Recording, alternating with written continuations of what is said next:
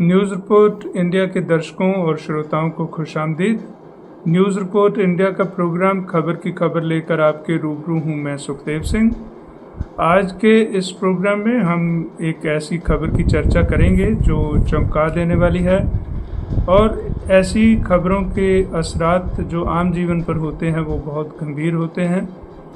हालांकि ये खबर पिछले दिनों में राजनीतिक गहमा गहमी और राजनीतिक उथल पुथल और इस तरह की जो और खबरें हैं उनके बीच में इसको उतनी अटेंशन नहीं मिल पाई है, परंतु फिर भी ये खबर जो है बहुत महत्वपूर्ण है क्योंकि ये खबर ऐसी है जिसमें हमारा जो पैसा है उसकी सिक्योरिटी के क्वेश्चंस हैं, जो हमारा धन बैंकों में रखा होता है उसकी गारंटी के क्वेश्चंस हैं। ये खबर IDFC फर्स्ट बैंक के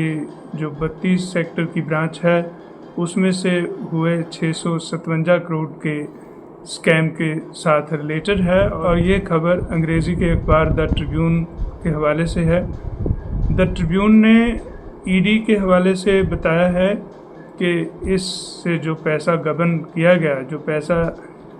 इस स्कैम में निकाला गया, उसका जो खर्चा है वो बहुत ही चौंका देने वाला है। इससे निकाला गया पैसा ना सिर्फ मोहाली, चंडीगढ़ और पंचकुला में डिफरेंट जगह पर जायदादें खरीदने के लिए खर्चा गया, ये पैसा ऐशो इशरत की पार्टीज़ और सो मच सो डांसर्स और कॉल गर्ल्स के ऊपर भी खर्चा किया गया। ये पैसा जो स्कैम में इन्वॉल्व लोग हैं और उनके जो परिवारों के मेंबर हैं, रिश्तेदार हैं, उनके लिए विदेशी टूर ऑर्गेनाइज़ करने के लिए और देश में टूर ऑर्गेनाइज़ करने के लिए खर्चा गया। उनके लिए हवाई जहाज़ों के टिकट बुक किए गए और उनके लिए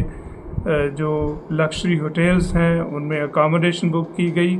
और वहाँ जो और एंटरटेनमेंट के लिए चाहिए था उन चीज़ों के ऊपर वो खर्च किए गए। और कहा जाता है कि जैसे यहाँ पर एक जगह है जिसको 1 लाख रुपए एक दिन के रेंट के ऊपर लिया गया और वहाँ पर डांसर्स और कॉल गर्ल्स और बाकी जो ऐशो इशरत का सामान है वो इकट्ठा किया गया और वहाँ पर जो कुछ ऑफिसर्स हैं, बैंक के ऑफिसर्स, सरकार के ऑफिसर्स और बाकी बिचौलिए सभी जो लोग हैं वो ऐश करते थे और पार्टीज़ एंजॉय करते थे। तो इन सब के ऊपर इतना ज़्यादा जो है वो पैसा खर्च हुआ है।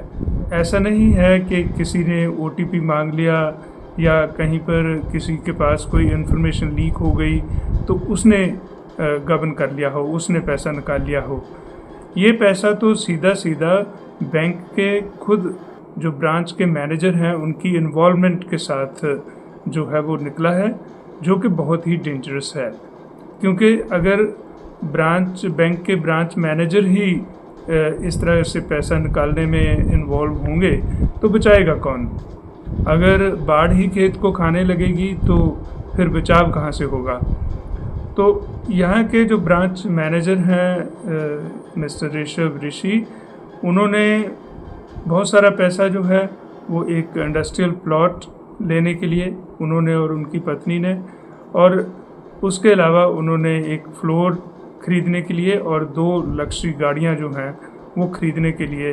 उन्होंने अपने हिस्से को खर्च किया। और इसके अलावा एक जो और हैं मिस्टर विक्रम वधवा जो रियल एस्टेट डेवलपर हैं यहाँ पर, उन्होंने बहुत बड़ी मात्रा में जो है इसमें से हिस्सा लिया। तकरीबन 190 करोड़ से थोड़ा कम जो है उन्होंने ही लिया, जिसको उन्होंने रियल एस्टेट जो डेवलपर्स हैं उनमें हिस्सेदारी डालने के लिए और बाकी जो प्रॉपर्टीज़ ख़रीदने के लिए उन्होंने इस पैसे का खर्चा किया। और उसके अलावा कुछ और ऑफिसर्स हैं और जो बिचौलिए हैं, ये सब ने इसमें से पैसा लिया और ऐश की। तो इस खबर का जो सबसे इम्पोर्टेंट बात ये है कि हमारी लाइफ पर इसका डायरेक्ट असर है। हालांकि हम लोग देखेंगे कि हमसे तो कोई रिश्वत डायरेक्टली ली नहीं गई है कोई काम कराने के लिए और ना ही हमारा इस ढंग से पैसा निकला है, परंतु अगर ये पैसा इस ढंग से निकल सकता है तो सिक्योरिटी कहाँ पर है, ये क्वेश्चन सबसे इम्पॉर्टेंट है। और अगर हम इसको और देखते हैं तो ये मिलता है कि ये पैसा जो है हरियाणा सरकार और जो चंडीगढ़ इंतज़ामिया है उनकी जो एफडीज़ थी, उनके जो 8 अकाउंट्स हैं उनमें से, और कुछ लोकल जो प्राइवेट स्कूल्स हैं उनके अकाउंट्स में से ये पैसा निकाला गया। और ये पैसा इतने प्लान्ड वे में निकाला गया कि फोर्स्ड डॉक्यूमेंट्स प्रोक्योर किए गए, जो आरटीजीएस हैं उनके फोर्स्ड परमिशन डॉक्यूमेंट्स, और जो एफडीज़ हैं फोर्स्ड वो ली गई, और जो है सीधा पैसा बैंक अकाउंट्स में चला गया। तो ये पैसा उस तरह का नहीं है जैसा कि कोई लूटमार होती है, या ये पैसा जो है आपसे किसी फ्रॉडस्टर ने, किसी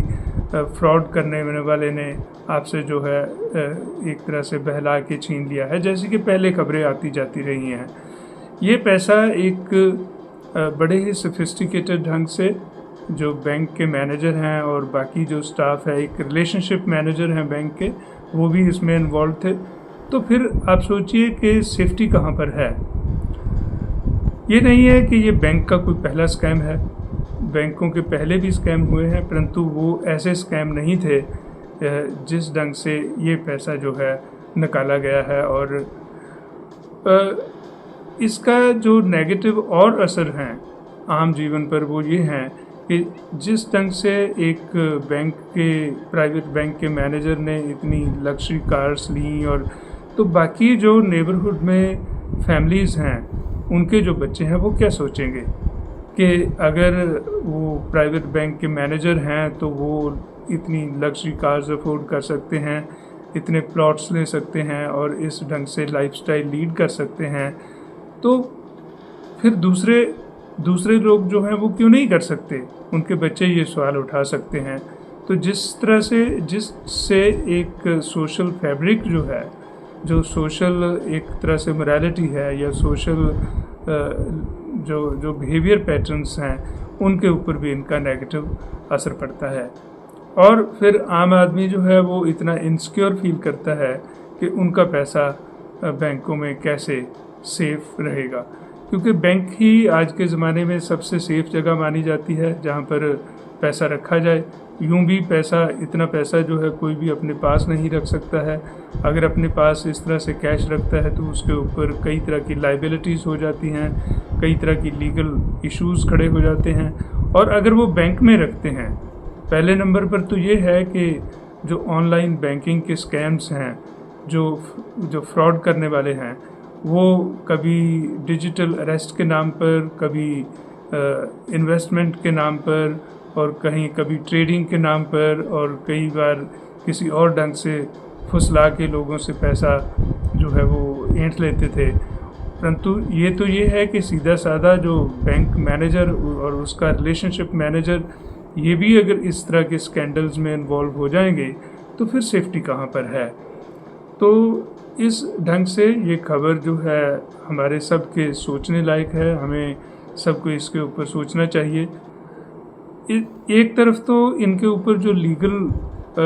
जो इनकी अकाउंटेबिलिटी होगी और जो लीगल एक्शन होगा, परंतु अब सोसाइटी को भी ये सोचना है कि कुछ सोशल रिस्ट्रिक्शंस या सोशल जो हैं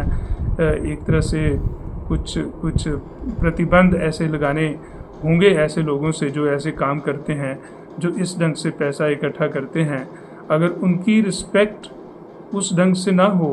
जिस ढंग से किसी व्यक्ति ने अपनी मेहनत से पैसा कमाया है उसकी होती है, तो शायद कुछ हम इसके ऊपर जो है चेक्स लगा सकते हैं। इसी के साथ मुझे दीजिए इजाज़त। धन्यवाद।